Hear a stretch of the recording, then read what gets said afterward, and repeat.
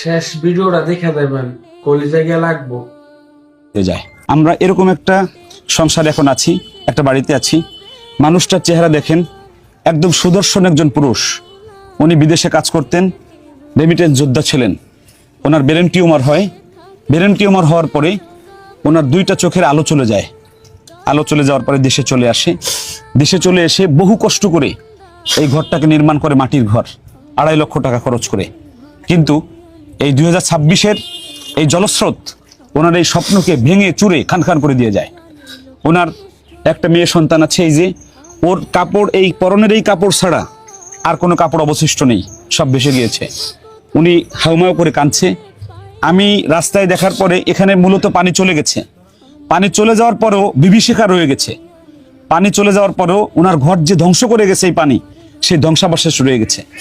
এই ঘরটাকে আমি আমার নিজ উদ্যোগে, আমার নিজ অর্থায়নে, আল্লাহ যদি আমাকে বাঁচায় রাখে, আমি ঠিক করে দেবো অনূর্ধ্ব 15 দিনের মধ্যে ইনশাল্লাহ। আসসালামু আলাইকুম। আসসালামু আলাইকুম।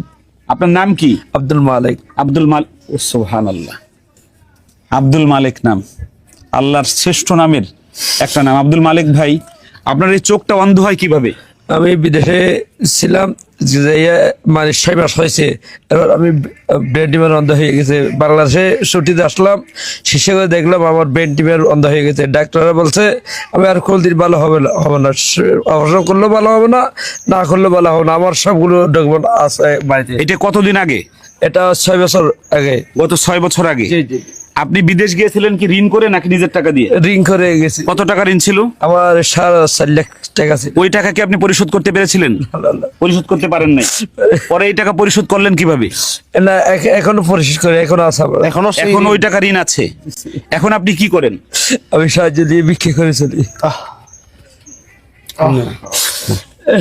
মানে ভিক্ষা করে করে জমি এই ঘরটা করেছিল, সেই ঘরটা চলে গেছে। আমি আসলে সামর্থ্যবান মানুষ না, তবে ঘরটা করে দেওয়া যাবে। আল্লাহ আমাকে এতটুকু সামর্থ্য দিয়েছেন যে আব্দুল মালিক ভাইয়ের এই ঘরটা করে দেব। আশা একটাই, জান্নাতের মধ্যে যেন একটা ঘর হয় আমার। এই জায়গা থেকে এই পানির মধ্যে বসে আমি ওয়াদা করছি, ওনরা যদি রাজি থাকে, এই ফাহমিদাকে বিশ্বসেরা হাফেজ বানিয়ে দেবো একদম ফ্রিতে। ওনার এই চোখের আলো চলে গেছে, এই মেয়ের আলো দিয়ে উনি দেখবে ইনশাল্লাহ সারা পৃথিবী। এবং এই মেয়েটাকে আমি সারা বাংলাদেশের শ্রেষ্ঠ সন্তানদের সঙ্গে বিয়ে দেওয়ার ব্যবস্থা করব।